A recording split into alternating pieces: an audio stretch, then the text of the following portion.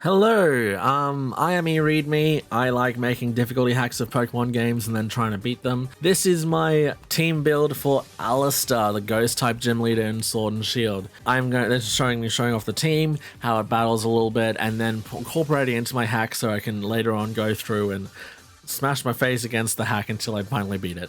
I have done all of the gyms up till Allister. I've done Milo, Nessa, Kabu, and B so far. I haven't actually done B at the time of recording. I'm actually recording Allister first because Allister I found much easier to make than B. B I found a little bit more challenging. I've kind of got the team all organized, but the movesets at the moment are giving me a little bit of problems. Anyway, Alistair here. I really wanted Alistair to be... I'm going to battle both of them, B and Alistair, by the way. I am essentially going to swap my save over to a hacked shield file and then battle Alistair, then swap back. So I am going to do all of the gyms, not just the ones in Sword.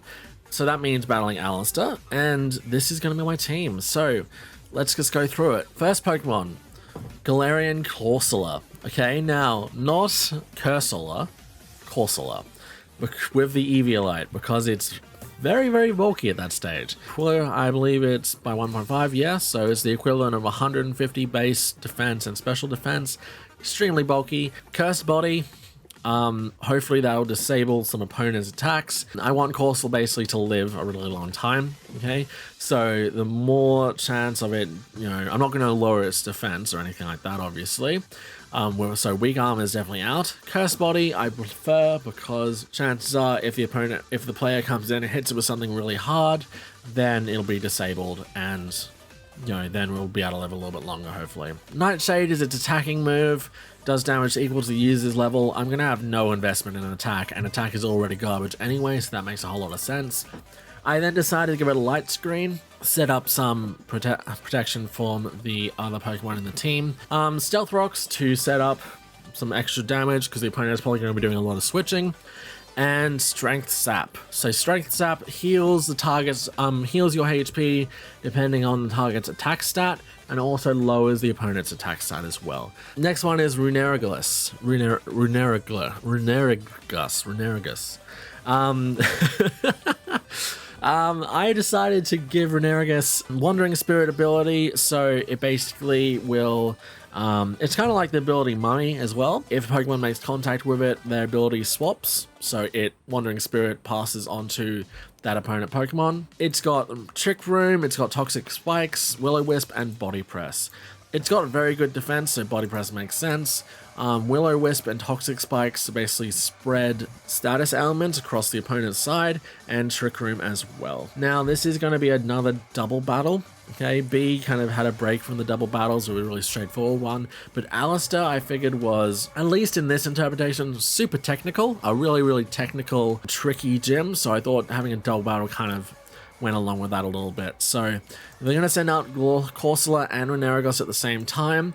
They're both going to set up rocks and toxic spikes, set up some screens, and do damage with things like with Trick Room as well. Okay, so yeah, I thought that was a pretty kind of cool starting. So very, very technical. Next Pokemon on the list is Poltegeist. Now, Poltegeist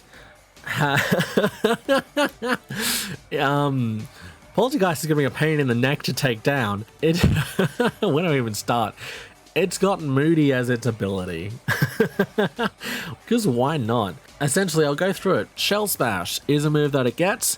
Lowers special defense and defense by 1, raises attack, special attack, and speed. And it's got stored power. Plus 20 power for each one of its users' stat boosts. Okay? So if you used Shell Smash, it's going to have... plus 4. Okay, so I think that's 80 power, if my math is correct. It can then baton pass it away. Okay, and I was thinking, what would go well with this Shell Smash stored power set? White Herb, definitely, because then it won't lower its defense and special defense. But let's go more than that. Let's give it Moody as well. Moody, in case you were wondering, at the end of each turn, Moody raises one of the stats of the Pokemon with this ability 2 stages and decreases another one by 1. At the end of each turn, it gives a +2 to one stat and a -1 to another stat. With White Herb, that'll help as well, so it'll obviously it only lasts once, but say if it doesn't use Shell Smash on the first turn, it'll still restore its thing with White Herb. But essentially, the longer this Poltergeist stays in, the more boost it'll have in random stats. And it's already very defensive, it's already going to be pretty hard to take down, and this is my IV spread's going to be, by the way. I don't think I'm going to bother having 0 in attack. But I'm going to max its defenses out, okay? It's going to have 31, okay? At this stage of the game, this is what, the 1, 2, 3, 4, 5th gym that you're going to battle. You need to start accounting for the stats as well. So by this stage, it's going to be very hard to take down. It's going to have Protect as well, so it'll probably be spamming that because the AI likes to do that. And Moody will constantly be boosting its stats. It'll get a very, very, very powerful stored power. And if it wants to, it can just Baton Pass, okay? And because of Moody boosting random stats, pretty much any other Pokemon in the team will appreciate the Moody boosts. Poltergeist is going to be a Pokemon that's very important to take down very quickly, and that's also going to help in the double battle as well, right? So double battle, you're going to get 2 Pokemon out, the player's going to have to make a choice about which one to take down. Chances are that choice should be to take down Poltergeist straight away, and if it doesn't, then it's just more time for Poltergeist to set up. Next Pokemon on the list is Mimikyu. Mimikyu. Not a super out there set, not as out there as the Poltergeist set. Swords Dance, Play Rough, Shadow Sneak, Phantom Force. Phantom Force is the only kind of interesting out there choice. Basically disappears on the first turn, hits on the second turn. I had a lot of trouble dealing with a Mimikyu that was similar to this in my Ultra Sun playthrough. Basically because it kept disappearing into the darkness, it gave me much less chance to actually hit it. Also, Phantom Force hits through Protect. If you watch that video of me trying to battle Mimikyu, you'll notice I fell for this very many times. I think 3 or 4 or 5 times I used Protect in that battle, predicting it to come in and hit me with Phantom Force, and I made the right prediction, and then it just hit through Phantom Force and killed me. So yeah, this is going to be, it's not as technical, but it's still pretty technical and powerful as well.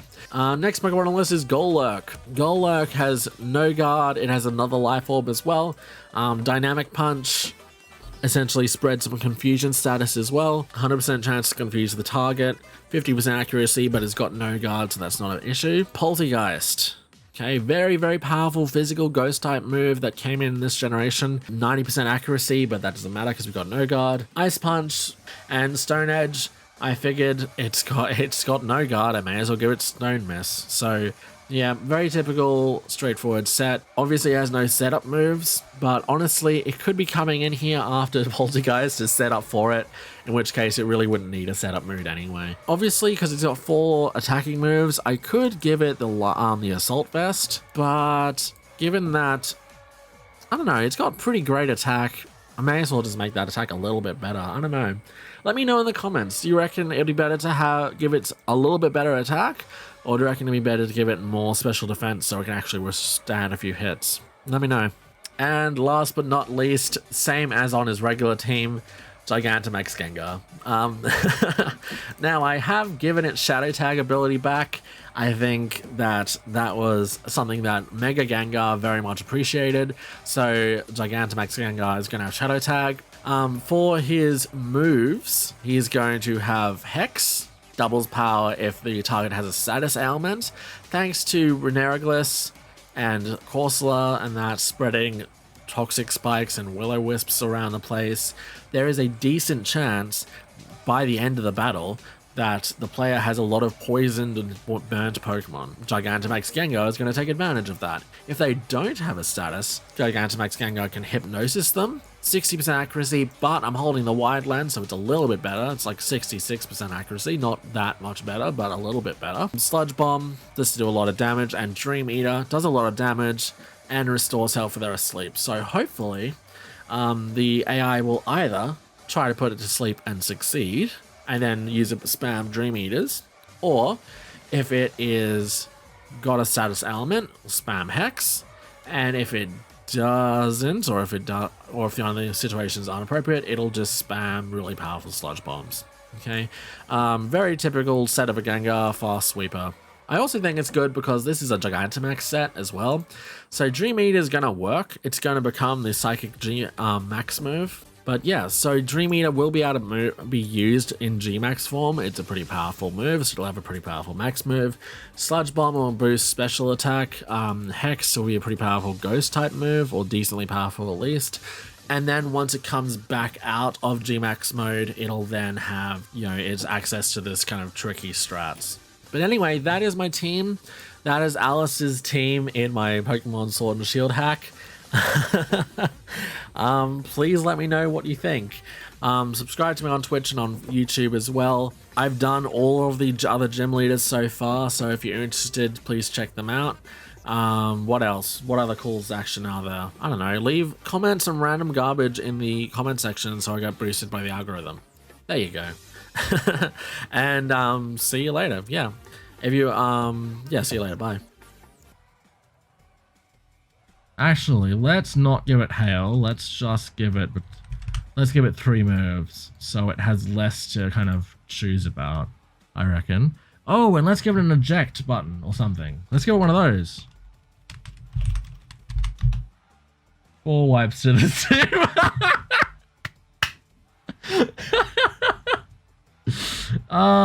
That's not faint. Consumes the eject button and has immediately switched out. Doesn't activate Pokemon Substitute, takes a hit instead. Oh my god, oh my god, that's perfect. That is so perfect. Oh my goodness. Yes.